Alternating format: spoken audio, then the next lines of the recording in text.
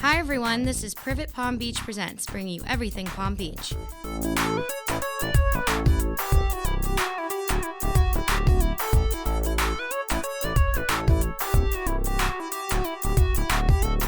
We are jumping into our first collaboration with Perfectly Palm Beach, hosted by Janie Chase. Please enjoy and subscribe to our Privet Palm Beach Presents Apple or Spotify channel to follow along.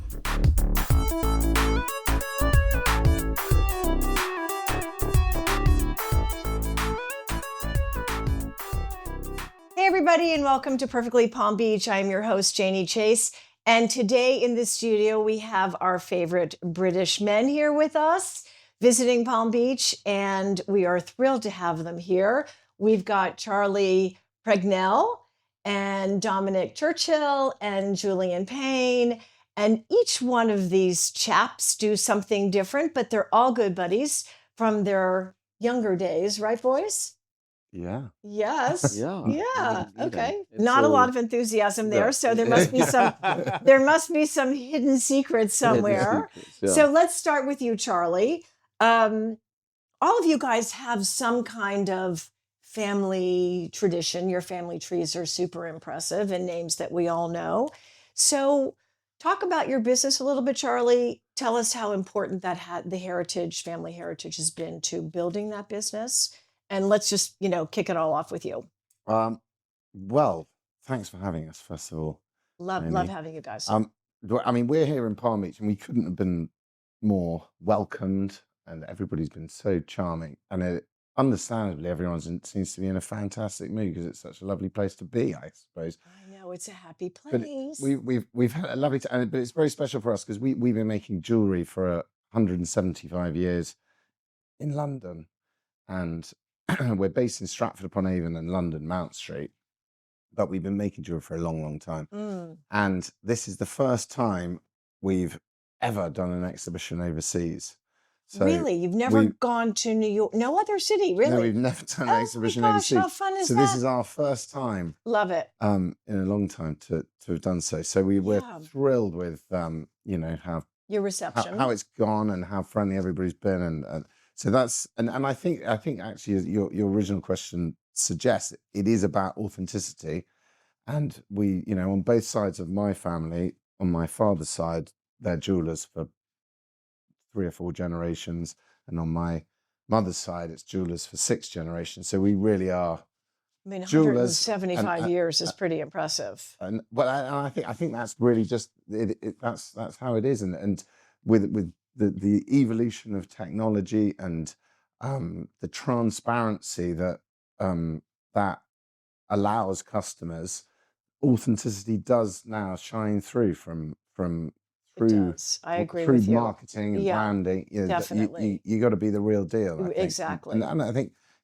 through my family's history, Yeah. we are. Yeah, and you got that's- some good stories, I'm yeah, sure. and that's part. I think so. I don't know. You be the judge of that. Yeah. Well, we're going to come back to you. This is just an intro because I'm so curious to ask you questions about design and how you find your extraordinary things, because we were at an event the other day and the jewelry was so breathtaking. I'm still dreaming about my Havana earrings, which will be mine. I hope I'm telling you, they will be mine. Anyways, okay, Dominic, so you too have a pretty impressive family heritage. So tell us a little bit about that and how that worked into your career choice. So, well, I mean, my family have been coming to Palm Beach for a very long time, and it's a childhood. I came from a very early age here every season. We love So your I've mother. always known it very well. Yeah. I've been involved in London property and out in the Cotswolds as well for around 22 years. Mhm. And there's always been a lot of crossover between the English and the Americans. Absolutely. And when the opportunity arose with Charlie doing his event, it only felt like sort of a natural, fit to come along as well. See some of the old family names I know, introduce them to Charlie, link it up. And there's always been a very, clear link between the Americans' love for London and Americans' love for sport in the UK. So it was good to sort of come over here and bang the drum. The Americans are very prevalent in London. They really are sort of the leaders now, the international buyers, where before it was very I love much. hearing that. Seriously, I love hearing that. Yeah, As an it's really American, I impressive. mean, I mean, I've gone through the days when it was very much the Russians in the early 2000s, and then obviously that all stopped. every Bentley Um, that is driven through London is from somebody from, Russia or from Saudi Arabia or somewhere. yeah, Yeah. and the Saudis are very prevalent as well. But I Yeah. mean, really, the ones who are the most proactive are the Americans. So Mhm. it's good to come out and sort of talk about where the industry is, firsthand, and what the market's doing currently. And people like hearing that. And we sell very sort of unique homes, the sort of level that you see in Palm Beach. So it's nice to be able to share that with people. Okay, so I know when I have my Cotswold fantasy, I shouldn't come to you Yeah. because if you're selling the same stuff here, Yeah. it's out of sight. It's just incredible how it's jumped here from Mm, a certain level to the next crazy level it to the is. next craziest level. Mm. So I just want to back up 1 second, guys. Tell us both a little bit about how your family heritage has kind of helped with your businesses and why that's important to you. I mean, you didn't John, go do off you to want be to a banker. You know what I mean? You didn't go Well, off to be a lawyer. Yeah, I mean, on my side Or of it, maybe I you couldn't have did. been a banker or a lawyer because I wouldn't have passed any of the exams. So I very much fell into an industry that, well, I mean, my mother was, leading interior designer. I got dragged, from She a is, and young. let me just say, Jane Churchill, and she has been on our podcast, and she's in the archives, so you can go back and rewatch that interview. And she's charming and wonderful, and Yeah. the apple doesn't fall far from the tree. So I had a choice at an early age of either wait in the car while she was going to do her job, her jobs, or get Come out the with her. car and go and look around these houses. So I Yeah. was always exposed to unique homes and property. So that's what sort of dragged me, put me into the industry. And from there, it sort of really progressed with that sort of network of people of how I was able to sort of build my business, Mhm. and from the clients that I knew from that world in the crossover from interior designer to property. And getting your real estate license is Well, that's the other joy. You don't have to pass exams in the UK oh, is for that real true? estate. Yeah, for Because for here real it's estate. kind of crazy. It is. Tests and stuff, right? It's People a lot are studying different here. forever. Yeah, you're studying forever. Yeah. So no, I think yes. Well, I think it is changing now in the UK. When I've been doing it, as I said, for 21, 22 years now. When I started out, you didn't have to have that sort of Right, means. exactly. Yeah. Okay, so his mom kind of was the leading influence. And how Correct. about you, Charlie? Well, I think it was just very similarly around, when growing up, my grandparents would talk about jewelry. That my And they lived my above the store, father so to would bring speak. jewels home on occasion. Yeah. And you said, I think by osmosis, you sort of absorb all these things without really realizing it. And then when it came to the time when Dom and I met, that sort of time of being a student, sort of trying to work out what you want to do. Yeah. direct, what you wanted to do is, I think I wanted to run my own business, and then realized that jewelry might be quite a good option, and that was, and then I ended up training in California for a couple of years at the Gemological Institute of America there, and then went to New York for 3 years, and that was it. But I think you're sort of programmed as you grow up by osmosis within a lot of these family companies and family businesses, that it's sort of it becomes quite a natural direction. I mean, very luckily in the jewelry business, there's the opportunity to direct things in slightly different ways that possibly suit that generation's Right. disposition. Mm-hmm. So if you're particularly intrigued by fashion, you can take the jewelry route more down that line. But if it's more about, I don't know, rarity and unique items, you can develop. So or manufacturing, being a creative, that is other. Yeah. There's lots of options, but yeah. I think that whole environment growing up in it was the way it was for a long time, each generation. And I mean, on my mother's side, they'd be army officers until they were 40, then join the jewelry manufacturing business until they were 60, and then do racing trophies around the country until the end. Oh my God. And that was Sounds that like was so it much for fun. That several. sounds good. And I think that was sort of just the pattern, and it's becomes. So nobody put pressure on you to enter the business. You didn't say, "Gosh, I really would like to go be a doctor." Well, in my case, quite the opposite in many ways. I was told you don't have to do this. Yeah. You know, just because it's happened a lot before, you really don't need to do this. But of course, I suppose I think if you're pushed to do it, you're less likely to go into the family business. That's very true. Right, It's probably exactly.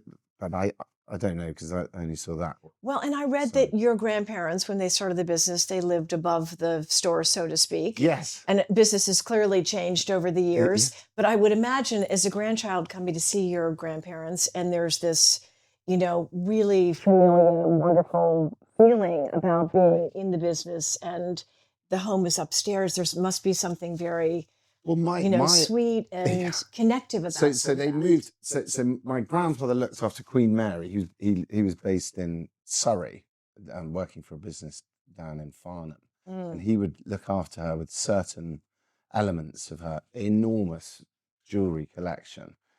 And when she died in 1953, my grandmother, who was a very strong, ambitious lady from Yorkshire, actually, she wanted him to have his name over the door, and they chose Stratford-upon-Avon because it was the birthplace of William Shakespeare, because they knew people would always come, a discerning customer would always come from around the UK and abroad. Right. And so they moved to Stratford-upon-Avon, and my father was 5 years old.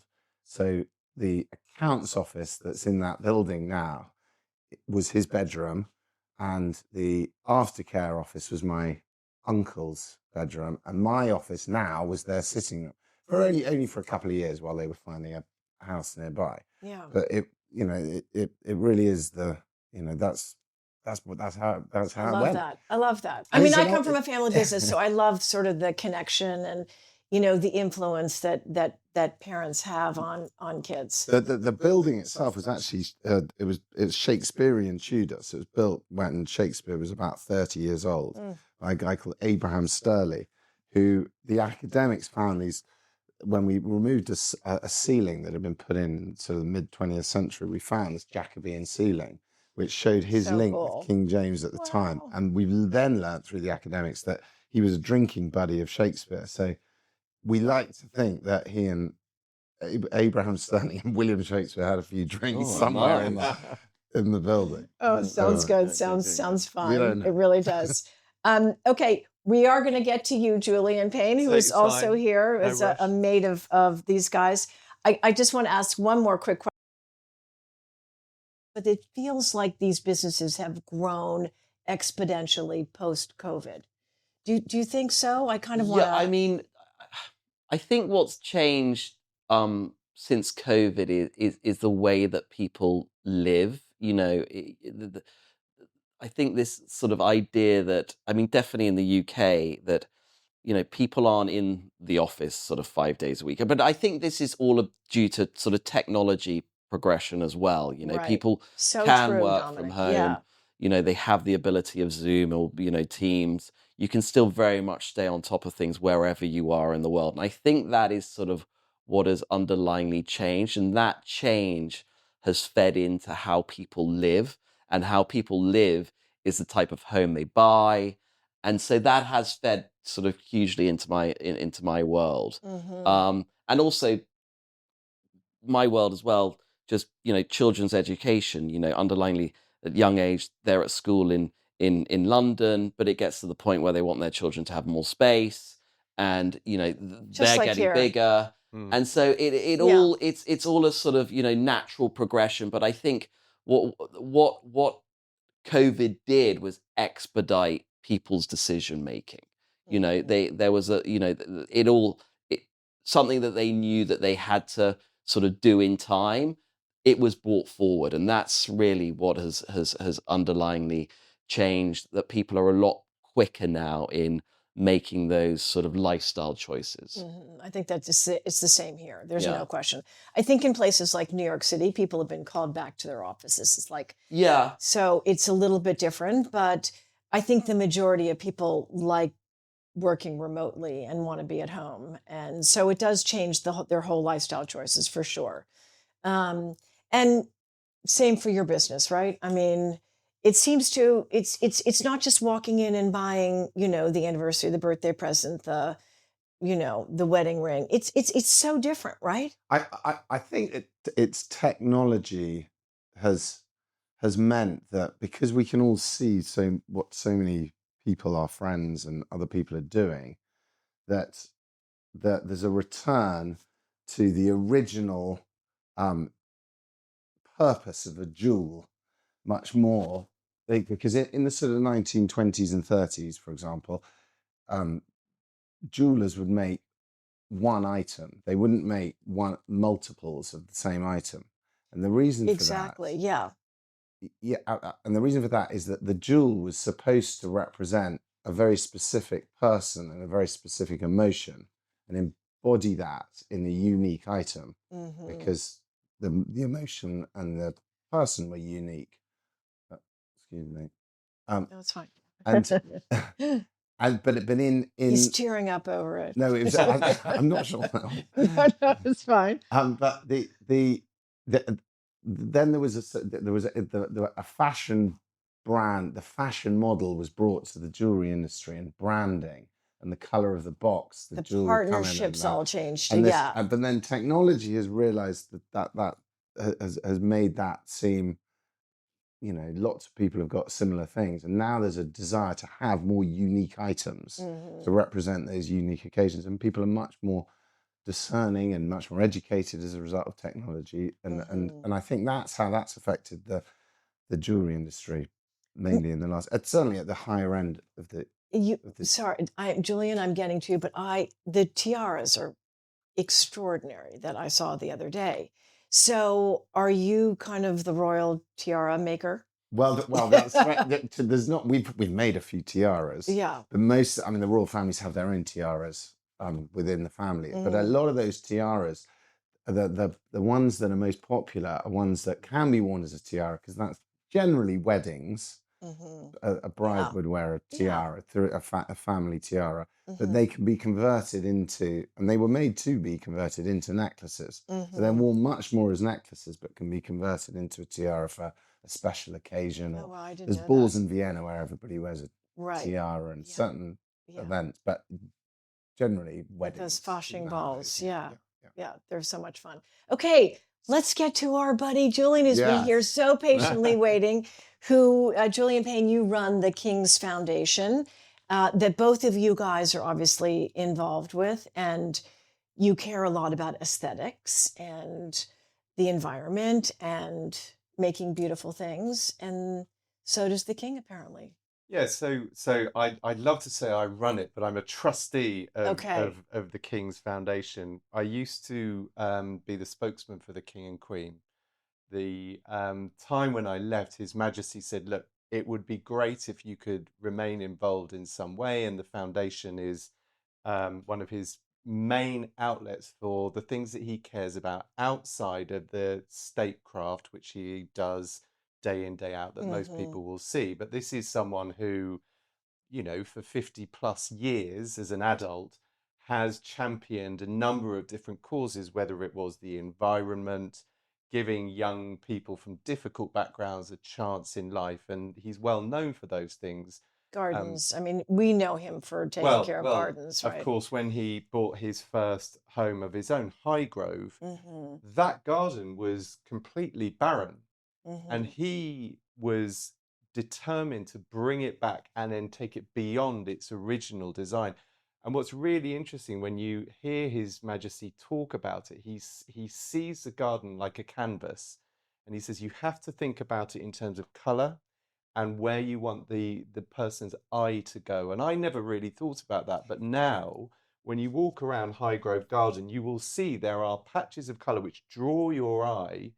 For your viewers, I would urge you, please do go to Highgrove, because you'll raise money for the King's Foundation. But you will see in these gardens that it's very much done like a painter would paint a canvas. So, and he doesn't have any advanced degrees, particularly. I mean, he hasn't gone to architectural school, or I mean, he's one of those people that he is a painter and he has a natural talent for that, but he's very, very visual. I mean, we can all see from, the clothes that he wears to the palaces and the way he has restored and designed them, the interiors, of course, that he's got a very strong visual eye. But all of that is something which he's seen over the years, and he started to then think, well, all the skills that you need to create these wonderful gardens, these designs in houses and the houses themselves are beginning to disappear. So when one thinks about the trouble that the French had when they needed to rebuild Notre Dame, there just weren't the craftspeople there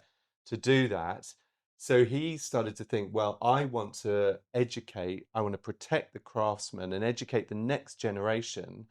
And that's where the connection then comes with Pragnell and the jewelry making that Charlie's family has done for so many years. They are sharing that philosophy of invest in the next generation, because all those people that love the beautiful buildings that you have here in Palm Beach, that enjoy the beautiful jewelry that Pragnells make, or the buildings that the homes that Dominic can find for you, if you don't have the people that know how to make them and how to protect them and how to preserve them, they'll be gone. Your viewers' children, their grandchildren, and the generations that follow will not be able to enjoy these things if we don't find the people that can learn the skills to do it.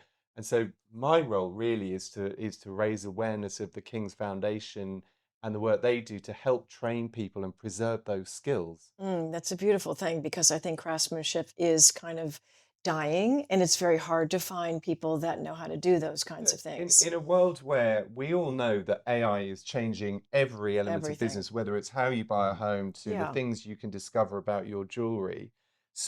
Or designing jewelry, particularly. So the industry moves towards an AI world. People forget that we need to be able to use our hands. We need to be able to look with our eyes and design beauty, because people want to celebrate and experience beautiful things. And that requires those people to do things which can't always be done on a computer. So tell us what the foundation is doing specifically to spread the word. I mean, do you have galas, you have lecture series, and what do you guys do? So we have a number of places. Highgrove, where the King lives, is one of them. There's a place called Dumfries House in Scotland, where you can go and see this craftsmanship education programs happening. We partner with people. For example, we Pragnell are very generously supporting a number of programs. We work with Chanel. We work with a number of other people who invest money so that young people can augment their skills, and then you get to go and see the spaces where these crafts have been put to work. So again, I would urge anybody, when you're in the UK, come and see Dumfries House, come and see Highgrove. We're always thinking, actually, the US, so many of the great supporters of the King's Foundation have been US, and people from Palm Beach are incredible supporters. So we want to do more to raise awareness here, to keep this whole thing going, so that these next generations can enjoy the same opportunities. Very important work. It really is. And I am so appreciative of you guys all being here. Before I let you go, I have to ask just all three of you something. So just tell us your impressions of Palm Beach. What do you love about it? You go first now. I mean, listen, it's one of these things that I've known for a very long time. And it's sort of timeless in the sense of, I know it's sort of changed a lot because people live here more year round and it's a lot busier, but underlyingly it hasn't changed at all. And that's what I think is very, so nostalgic about it. And also to walk around the place, the climate, it's wonderful. We need to put that on, that saying on some kind of a citywide pamphlet. Yeah, it's great. Something, because I think people would be really happy to hear you say. Well, you were saying when we were driving here, just that Main Street, sorry, inside information. Yeah, but it's like people don't like change. People don't like change. Yeah. Exactly. Yeah. Oh yeah, but I'm not one of them. Yeah. So, Charlie, how about you? Well, it's obviously beautiful, and it's obviously the weather's amazing, and the quality of restaurants, and it's just in so many ways it's beautiful. But the thing that has struck me over these last few days in meeting lots of the residents of Palm Beach is the level of talent and the multiple hearing that. Love that. And how talents welcoming people have been. they've been Yeah. so People have friendly been so and friendly. charming Yeah. and modest. But if you ask a few questions, you find out that the talent depth of, Yeah, of, I of love that. individuals is extraordinary, and Yeah. that's very stimulating It and is. it's exciting to be around. So It is. it's It is. one- I think there's this influx of people coming in from California and New York and other places that are kind of bringing their talents here and getting to work, which is awesome. Really awesome. How about you, Julian? So I'm a newbie here, but I've been up and thanks to jet lag, I've been up and out and walking around. And the one thing, I've traveled a lot in the US that really strikes me is there is an elegance here that I haven't seen in quite the same way in other places. So that's what hit me. But much like Charlie said, I was having some really interesting conversations last night with some people that live here, and their sense of community and wanting to protect Love it. and Exactly. and enhance that community really struck me as something that is at the front of people's minds. So the people that live here really care about wanting to have that sense of place. It's not just they go to their home, they stay there, and they go again. They want to be part of this place. Yeah, oh, that's so nice. You guys have such great observations. And I've loved having you here, Charlie, Dominic, Julian. Thank you so much, guys, for thank coming you. into Perfectly Thanks Palm very Beach. much. Thank you. Really so much fun. What a great conversation. You guys are going to have to come back. Yes. Something tells me you Well, will. We will. We'll find, we'll good, find good, every good. excuse Okay. to come back. Okay, anything we didn't cover, guys, that you want to cover? Anything else you want to say? It's all good. Did we get it all out? Yeah, Was it good? Great. Yeah, That yeah, was yeah. great. Thank you. Yeah, thank Good. you. Okay. Very much. Thank Awesome. you very much. Please subscribe to our Privet Palm Beach Presents channel on Apple or Spotify to make sure you don't miss an episode, and check out theprivet.com to see the rest of our offerings. Privet Palm Beach Presents is produced by Team Privet, including Summers Laffey, Will Cannon, our friends at Mass Inbound, and music by Kevin MacLeod.